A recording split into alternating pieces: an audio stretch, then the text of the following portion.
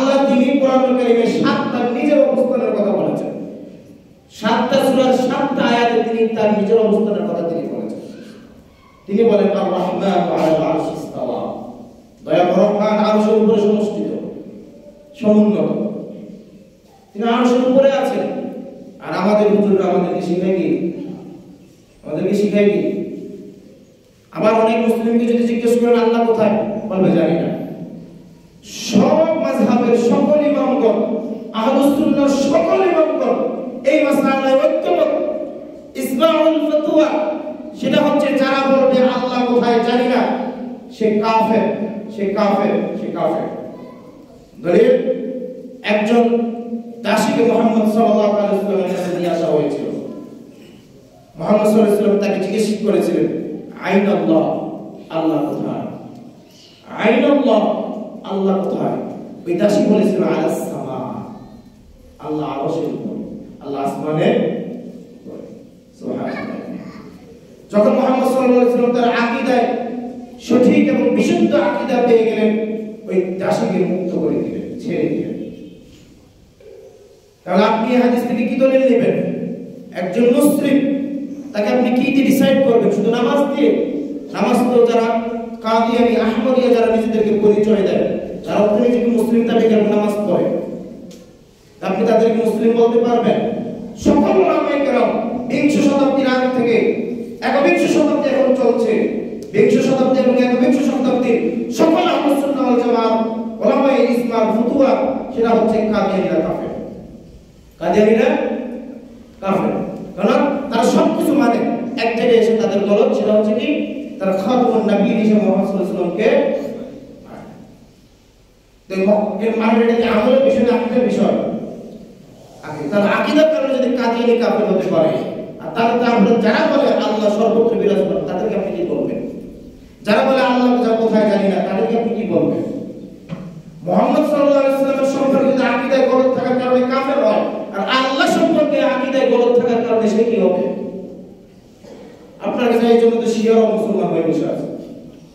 ইরানের কিছু হলে আপনি সৌদি আরবের বিরুদ্ধে বিদ্বেষ করেন, ইরানের পক্ষে সাপোর্ট করেন। আপনি সৌদি একমাত্র তাওহীদের ভূমি, ল্যান্ড অফ তাওহীদ, তাওহীদের ভূমি, যেখানে শিরক নাই, বিদআত নাই, ওই দেশের বিরোধিতা করেন, আপনি ইরানের সাপোর্ট করেন। আপনি তুরস্কের সাপোর্ট করেন, সৌদি আরবের বিরোধিতা করেন। সৌদি আরবের কিছু জানলে আপনার একবারে আর ঘুম হয় না, মুখের আর শান্তি নাই, বলতেই থাকেন, বলতেই থাকেন। কারণ কি? আপনি আকীদা সম্পর্কে, তাওহীদ সম্পর্কে, শিরক এবং বিদআত সম্পর্কে আপনার কি নাই? যথেষ্ট জ্ঞান নাই। যদি থাকতো তাহলে আপনি বিষয়গুলো পার্থক্য নির্ণয় করতে পারতেন। এজন্য আমাদেরকে আকীদার বিষয়গুলো জানতে হবে। এই দেশের বক্তারা মায়ের ওয়াজ করে, বাপের ওয়াজ করে, সাংসারিক ওয়াজ করে, বিয়ে শাদীর ওয়াজ করে, কিন্তু আকীদার ওয়াজ করে না, ঈমানের ওয়াজ করে না, শিরকের ওয়াজ করে না, বিদআতের ওয়াজ করে না। সারাদিন দেখবেন বিদআত বিদআত বলে, কিন্তু কোনটা কোনটা বিদআত সেটা আর বলে না। ফরজ নামাজের পরে সম্মিলিত হাত দিলে দোয়া করে যে বিদআত, মুনাজাত করে যে বিদআত, এটা আর বলবে না, বলবে বিদআত বড় পাপ। কিন্তু কোনটা বিদআত ওইটা আলাদা আলাদা করে বলে না, বললে চাকরি হবে, মাহফিল আর দাওয়াত নাই। এই জন্য আমাদেরকে আকীদার বিষয়গুলো স্পষ্ট হতে হবে, আকীদার বিষয়গুলো স্পষ্ট হতে হবে। আল্লাহ সুবহানাহু ওয়া তাআলা আমাদেরকে বিশুদ্ধ আকীদার অনুসারী হওয়ার তৌফিক দান করুন, আমিন। তো বলতেছিলাম শাবান মাস এবং রমাদান মাস, আল্লাহ সুবহানাহু ওয়া তাআলা বলেন শাহরু রমাদানাল্লাযী উনজিলা ফীহিল কুরআন, এটা সেই মাস যেই মাসে আল্লাহ কোরআন নাযিল করেছেন। আমরা মুসলিম জাতি সর্বশ্রেষ্ঠ জাতি বলি না? সর্বশ্রেষ্ঠ জাতি কিসের কারণে? কিসের কারণে সর্বশ্রেষ্ঠ জাতি? কোরআন পাওয়ার কারণে। কিসের কারণে? কোরআন পাওয়ার কারণে। আমাদের নবী মুহাম্মদ সাল্লাল্লাহু আলাইহি ওয়াসাল্লাম সর্বশ্রেষ্ঠ রাসূল, সর্বশ্রেষ্ঠ রাসূল কিসের কারণে? কোরআন পাওয়ার কারণে। জিবরাইল ফেরেশতাদের সর্দার, সর্বশ্রেষ্ঠ ফেরেশতা, কেন? কোরআন তিনি বহন করেছেন, কোরআন নিয়ে এসেছেন আল্লাহর কাছ থেকে। তো কোরআনের সাথে যারাই সংশ্লিষ্ট হবে দয়াময় আল্লাহ তাদেরকে দুনিয়া এবং আখিরাতে কি করবেন? সম্মানিত করবেন। নবী সাল্লাল্লাহু আলাইহি ওয়াসাল্লাম বলেন, বুখারী, মুসলিম, আবু দাউদ, তিরমিজি, মিশকাতুল মাসাবিহে কোরআন পাঠকারীর মর্যাদা অধ্যায়ে হাদিসটি এসেছে। নবী সাল্লাল্লাহু আলাইহি ওয়াসাল্লাম বলেন, দুনিয়াতে এবং আখিরাতে আল্লাহ তাবারক ওয়া তাআলা কোরআন পাঠকারীকে সম্মানিত করবেন, কোরআন ওয়ালাদেরকে আল্লাহ সম্মানিত করবেন। সেখানে নবী সাল্লাল্লাহু আলাইহি ওয়াসাল্লাম বলেন, কিয়ামতে আল্লাহ কোরআন যারা কোরআন ওয়ালা ছিল তাদেরকে এমন ভাবে সম্মানিত করবেন, তাদেরকে বলা হবে তুমি কোরআন পড়ো এবং উপরে উঠতে থাকো। একটা করে আয়াত পড়ো, একটা করে স্তর উপরে উঠতে থাকো, একটা করে আয়াত পাঠ করো, একটা করে স্তর উপরে উঠতে থাকো। সুবহানাল্লাহ, সুবহানাল্লাহ। কিন্তু বড় আফসোস এবং পরিতাপের বিষয়, বছরে 2-4 বার কোরআন শিক্ষা, কোরআন পাঠের ফজিলতের উপরে কথা হয়, তাই না? হয় 2-4 বার, 2-4টা জুমায়, আর এমন আরো বেশিও হয়। কোরআন পাঠের ফজিলত, কোরআন শিক্ষার গুরুত্বের উপর আলোচনা আমরা শুনি। কিন্তু গত 1 বছরও আমি এক বছরই বলি, বেশি না, 1 বছরও এই কোরআন পাঠের উপরে আপনারা অনেক কথা শুনলেন। একজন মানুষকে পেলাম না যারা বয়স্ক কোরআন শিখতে আসছে, কোরআনের প্রতি আগ্রহ দেখিয়েছে। তাহলে আপনি যে রাসূল সাল্লাল্লাহু আলাইহি ওয়াসাল্লাম বলেন, কিয়ামতের দিন কোরআন যে পড়তে পারে সেই তো পড়বে এবং সেই তো উপরে উঠবে, সম্মানিত হবে। আপনি তো পড়তে পারেন না, কি করবেন আপনি? আপনি তো পড়তে পারেন না, আপনার কি করবেন? কি হবে উপায়? হ্যাঁ, আমার কি হবে উপায়? হাসরের মাঠে যেদিন সবাই করবে রে হায় হায়, আমার কি হবে উপায়? আল্লাহ বলেন, ওয়াত্তাকু ইয়াওমান তুরজাউনা ফীহি ইলাল্লাহ। তোমরা ওই দিনকে ভয় করো, তোমরা ওই দিনকে ভয় করো যেদিন আল্লাহ সুবহানাহু ওয়া তাআলার কাছে তোমরা ফিরে যাবে। যেদিন আল্লাহ সুবহানাহু ওয়া তাআলার কাছে তোমরা ফিরে যাবে, তার মুখোমুখি তোমরা দাঁড়াবে। সুম্মা তুওয়াফা, অতঃপর তোমরা কুল্লু নাফসিন মা কাসাবাত, কাউকে কোন ধরনের সহযোগিতা, কারো কাছ থেকে কোন ধরনের হেল্প নেওয়ার জন্য কাউকেই তুমি পাবে না, কাউকেই তুমি পাবে না। ওহুম লা ইউযলামুন, এবং তোমাদের উপরে সেই দিন, কোন নফসের উপরে সেই দিন আল্লাহ তাবারক ওয়া তাআলা বিন্দু পরিমাণ জুলুম করবেন না।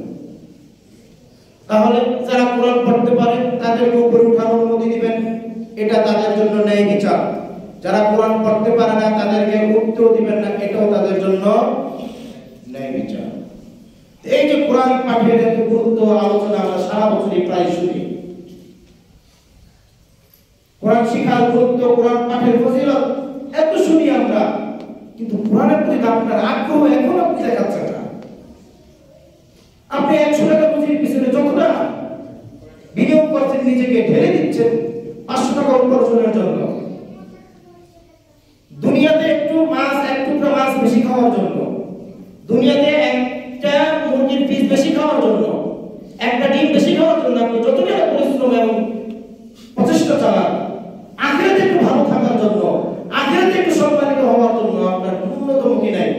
প্রচেষ্টা নেই, চেষ্টা নেই, করা উচিত না?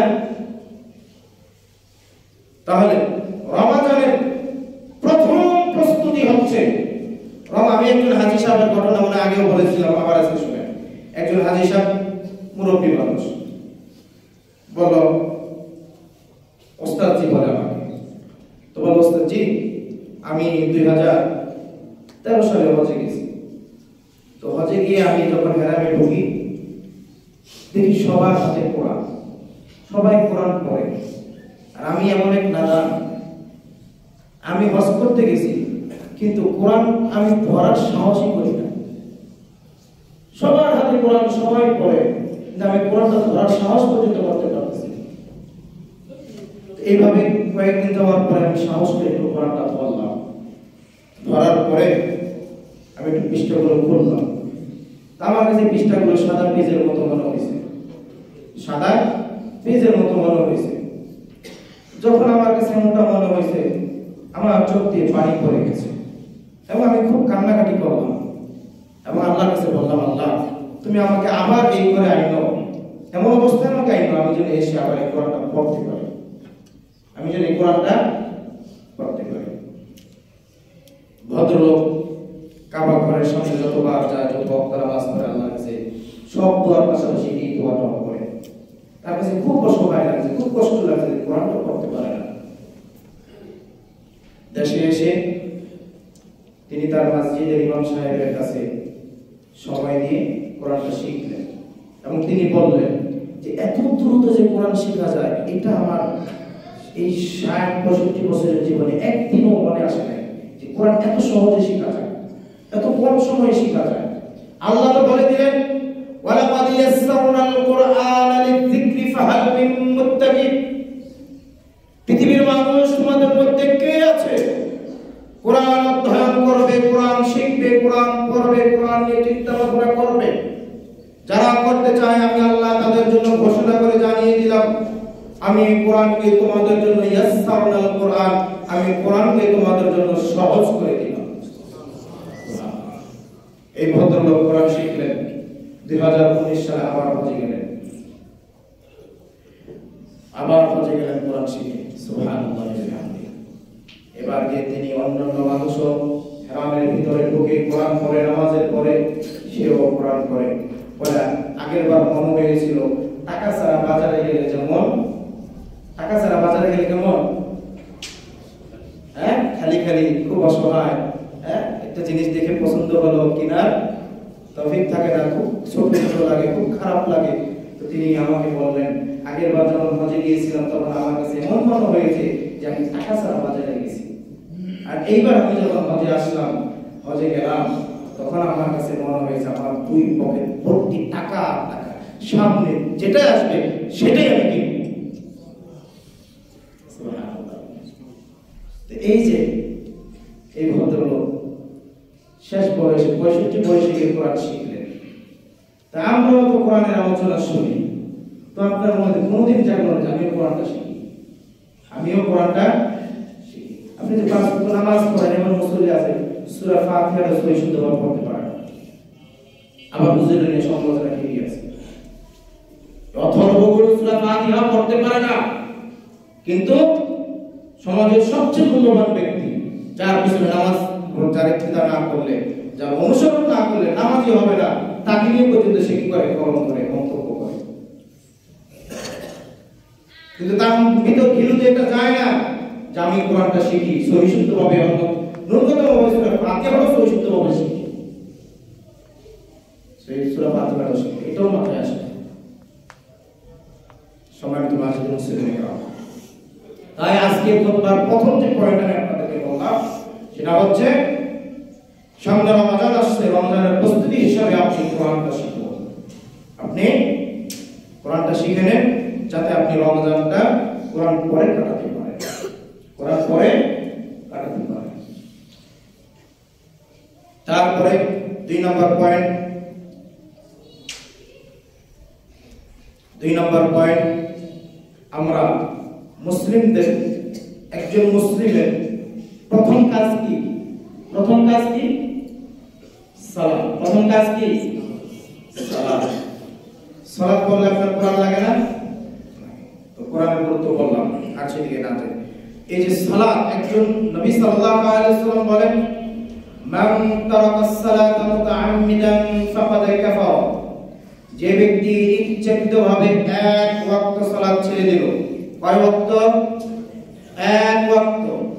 যে ব্যক্তি ইচ্ছাকৃতভাবে এক ওয়াক্ত সালাত ছেড়ে দিল, ফাকাদ কাফারা, সে কাফের হয়ে গেল, সে কাফের হয়ে গেল। আজকে ফজর আপনি পড়েন নাই, আপনি ফজর আজকে ফজর আপনি পড়েন নাই, জোহরের সময় চলে আসলো এখনো পড়েন নাই, জোহরের সময় চলে গেল, আসর চলে আসলো এখনো পড়েন নাই, আসরের সময় চলে গেল, মাগরিব চলে আসলো এখনো পড়েন নাই, মাগরিব চলে গেল, এশা চলে আসলো এখন আপনি ফজর পড়েন নাই কিন্তু 4 ওয়াক্ত পড়েছেন, ওই এক ওয়াক্ত আপনি পড়ার আর মনস্থির করলেন না যে আমাকে কাজা হলো ওই ফজরটা আদায় করতে হবে, এটাও আপনি মনে করলেন, আপনি ভাবলেন ছেড়ে দিলাম ইচ্ছাকৃতভাবে।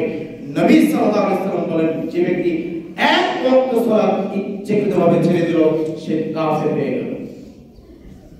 অন্য হাদিসে নবী সাল্লাল্লাহু আলাইহি ওয়াসাল্লাম বলেন বাইনাল আবদি ওয়া বাইনাল কুফরি ওয়াশ শিরকি তারকুস সালাত, বান্দা এবং কাফেরের মধ্যে, মুসলিম এবং কাফেরের মধ্যে, ঈমানদার এবং কাফেরের মধ্যে একমাত্র পার্থক্য হচ্ছে সালাত। জাবির ইবনে আব্দুল্লাহ রাদিয়াল্লাহু তাআলা তিনি বলেন নবী সাল্লাল্লাহু আলাইহি ওয়াসাল্লাম এবং আমাদের সাহাবীগণ ওই সময়ে ওই যুগে আমরা কাউকে কাফের মনে করতাম না, শুধুমাত্র যে সালাত ছেড়ে দিত শুধুমাত্র তাকেই কাফের মনে করতাম। এই হাদিস বর্ণনা করেছেন জাবির ইবনে আব্দুল্লাহ, সহিহ মুসলিমের riwayat, সহিহ মুসলিমে আসছে যে আমরা চুরি করে, জেনা করে, পাটপারি করে, এই করে, সেই করে, মিথ্যা বলে যত পাপী করুক আমরা কাউকে কাফের মনে করতাম না, শুধুমাত্র কাফের মনে করতাম যারা সালাত ছেড়ে দিত। সূরা মারিয়ামের 59 নম্বর আয়াতে আল্লাহ তাবারক ওয়া তাআলা বলেন ওয়াত্তাবাউশ শাহাওয়াতি ফাসাউফা ইয়ালকাউনা গায়্যা, যারা সালাত ছেড়ে দিল, যারা সালাত ধ্বংস করলো, যারা সালাত ছেড়ে দিল, কোন একটা জাতি যদি সালাত ছেড়ে দেয় তাহলে তারা পুরোটা জাতি ধ্বংসপ্রাপ্ত জাতি হিসাবে পরিণত হয়, তারা ধ্বংসপ্রাপ্ত জাতি হিসাবে পরিণত হয়। তাহলে সালাতের ধ্বংস, সালাত ছেড়ে দেওয়া মানে একটা জাতি ধ্বংস হয়ে যাওয়া। আপনি তো বলেন বড় কথা যে 94% মুসলিম এই দেশে বসবাস করে, নামাজের হিসাবে যদি আপনি মুসলিম গণে বের করেন, নামাজের হিসাবে যদি আপনি মুসলিমদের পার্সেন্টেজ করেন, বলেন এবার কয় পার্সেন্ট মুসলিম আসবে? 94 তো দূরের কথা, 4% আসবে। হ্যাঁ, নামাজের হিসাবে যদি আপনি মুসলিম বের করেন, এই তিনটা দলিল দিলাম, দুইটা হাদিস, একটা আয়াত। আল্লাহ বলেন সালাতের ধ্বংস মানে জাতি ধ্বংস, নবী বলেন সালাত এবং মুসলমান এবং কাফেরের মধ্যে পার্থক্য হচ্ছে সালাত। নবী বলেন এক ওয়াক্ত সালাত ইচ্ছাকৃতভাবে ছেড়ে দিলে সে কাফের হয়ে গেল। এবার আপনি এই কোরআন এবং হাদিসের আলোকে, কোরআনের আয়াত এবং হাদিসের আলোকে মুসলিমদের পার্সেন্টেজ করেন, আপনি কয় পার্সেন্ট বের হবে? কয় পার্সেন্ট বের হবে? এজন্য আপনার সিয়ামের দ্বিতীয় প্রস্তুতি সেটা হচ্ছে আজকে থেকে আপনি এই মনস্থির করবেন বাকি জীবনে এক ওয়াক্ত সালাত ছাড়বো না। আমরা বলি না তওবার 3টা নিয়ম আছে তওবা করার। এক, পূর্বে যেটা করেছি সেটার জন্য অনুতপ্ত হওয়া, সেটার জন্য অনুতপ্ত হওয়া, যেটা আমি ঠিক করি নাই, নিজেকে নিজে ধিক্কার জানানো, নিজেকে নিজে ধিক্কার জানানো। 2 নাম্বার, এই অঙ্গীকার করা বাকি জীবনে আর এই কাজ করব না, বাকি জীবনে আর এই কাজ করব না। 3 নাম্বার, আল্লাহ আপনি আমাকে ক্ষমা করে দিন, আপনি গফুর, আপনি গফফার, আপনি রহিম, আপনি রাহমান। এই 3টা শর্ত মেনে আপনি তওবা করেন তাহলে আপনার তওবা কবুল হবে। আর যদি 3টা শর্ত না মেনে আপনি তওবা করেন আপনার তওবা কবুল হবে না। আপনি বিড়ি খান আর বলেন রাত্রে গিয়ে বলেন বিছানায় শুয়ে আল্লাহ মাফ করে দাও, আল্লাহ মাফ করে দাও, কিন্তু এই বিষয়গুলো আপনার ভিতরে আসলো না যে বিড়ি খেয়েছি, অপরাধ করেছি, নিজেকে নিজে ধিক্কার দেন নাই এবং এই অঙ্গীকারও করেন নাই আগামীকাল থেকে আর বিড়ি খাবো না। এই 2টা বিষয় আপনার মধ্যে অনুপস্থিত, আপনার তওবা কবুল হবে না। সম্মানিত মাসিদের মুসলিম একমাত্র সালাতের ব্যাপারে 40 বছর নামাজ পড়েন নাই আপনি, বয়স 60 হয়ে গেছে, 40 বছর 50 বছর আপনি সালাত করেন নাই, এখন এসে আপনি আল্লাহকে বলেন, নিজেকে ধিক্কার দেন, আমি নামাজ পড়ি নাই, নিজেকে নিজে ধিক্কার দেন এবং এই ইরাদা করেন, আল্লাহর সাথে অঙ্গীকার করেন যে বাকি জীবনে সালাত ছাড়ব না এবং পূর্ববর্তী যে নামাজ ছেড়ে দিয়েছেন তার জন্য আপনি আল্লাহর কাছে মাফ চান। আল্লাহ বলেন ইল্লা মান তাবা ওয়া আমানা ওয়া আমিলা আমালান সালিহা ফাউলাইকা ইউবাদদিলুল্লাহু সাইয়্যাতিহিম হাসানা। তোমার 50 বছরের পাপ করো, 1 দ্বিগুণ 3 গুণ পাপ যদি হয়, তুমি যদি তওবা করে সঠিক পদ্ধতিতে তওবা করে আমার কাছে ফিরে আসো, ওয়া আমিলু সালিহান, এবং আমলে সালিহকে কন্টিনিউ করো, আমি আল্লাহ বলে দিলাম তোমার পিছনের সবগুলো মাফ করে দিলাম। আগে নামাজ পড়েন নাই, এখন তওবা করতে হবে।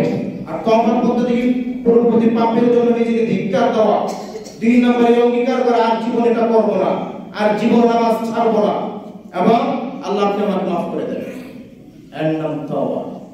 নবী সাল্লাল্লাহু আলাইহি ওয়াসাল্লাম বলেন, ইযা মা দাআউতানি ওয়া রাজাউতানি, এটা হাদিসে কুদসি। আল্লাহ তাবারক ওয়া তাআলা বলেন, আদম সন্তান যদি আমার দিকে ফিরে আসে এবং আমার কাছে ক্ষমা চায়, আদম সন্তান যদি আমার দিকে ফিরে আসে এবং আমার কাছে ক্ষমা চায়, আমার কাছে ক্ষমা চায়, আমি তাকে ক্ষমা করে দেব। গফারতু লাকা আলা মা উবালি, আমি তাকে ক্ষমা করে দেব। ক্ষমা করার সময় এই পরোয়া আমি করব না, এই পরোয়া আমি আল্লাহ করি না যে আমি কত বড় অপরাধীকে ক্ষমা করব। ক্ষমা করে দিবেন আল্লাহ, যত বড় অপরাধী হোক না কেন। 60 বছর নামাজ পড়েন নাই, এখন আল্লাহর কাছে ক্ষমা চান এবং বলেন বাকি জীবনে নামাজ ছাড়ব না, আল্লাহ আপনাকে ক্ষমা করে দেবেন। এই হাদিস কি দলিল? ইযা মা দাআউতানি ওয়া রাজাউতানি, যে আল্লাহর কাছে ফিরে আসে এবং চায় গফারতু লাকা আলা মা উবালি, আল্লাহ বলেন আমি তাকে ক্ষমা করে দেব। ক্ষমা করার ওয়ালা উবালি, আমি পরোয়া করি না কাকে ক্ষমা করছি।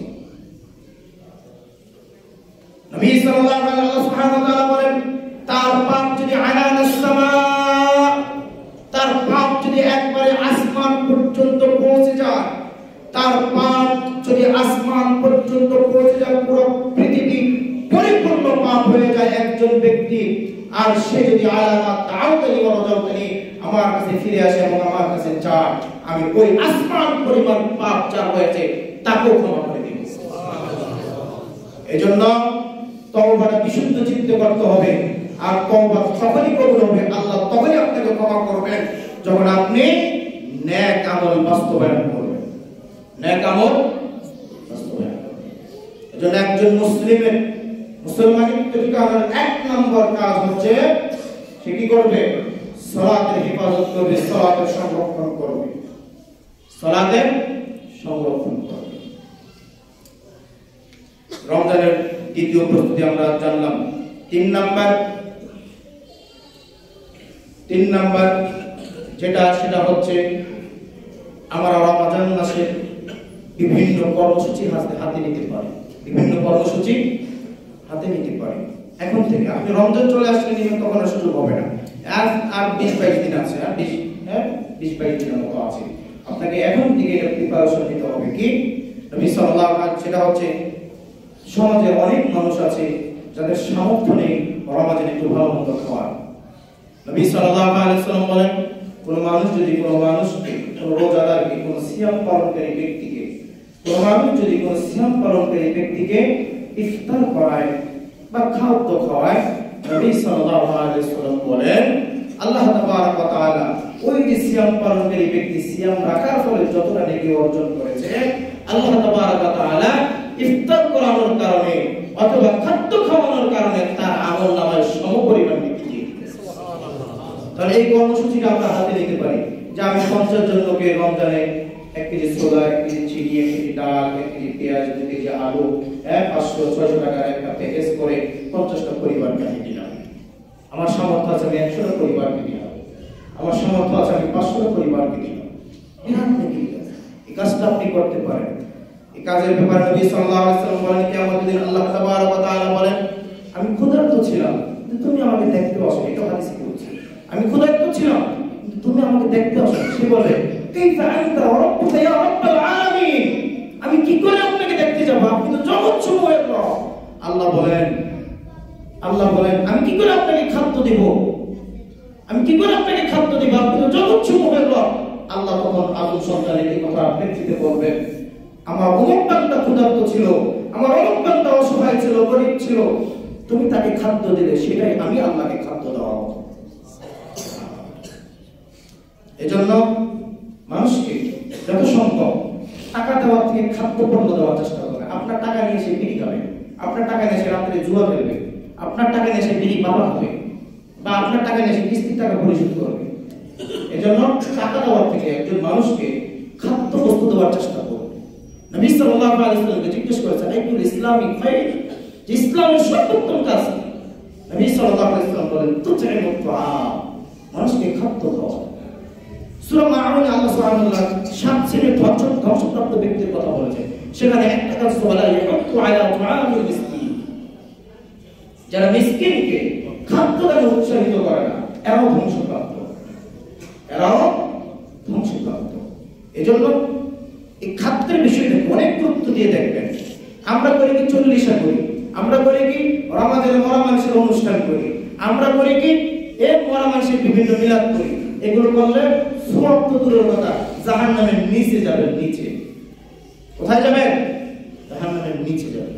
এগুলো বা সঠিক পন্থায়, ভালো পন্থায় মানুষকে খাদ্য দিবেন, মানুষকে খাদ্য খাওয়াবেন। রমজানের 3 নম্বর প্রস্তুতি। তারপর রমজানের প্রস্তুতি হচ্ছে আমরা সারা বছর আমরা তেমন নফল ইবাদত আমরা করতে পারি, সারা বছর আমরা তেমন নফল ইবাদত আমরা করতে পারি।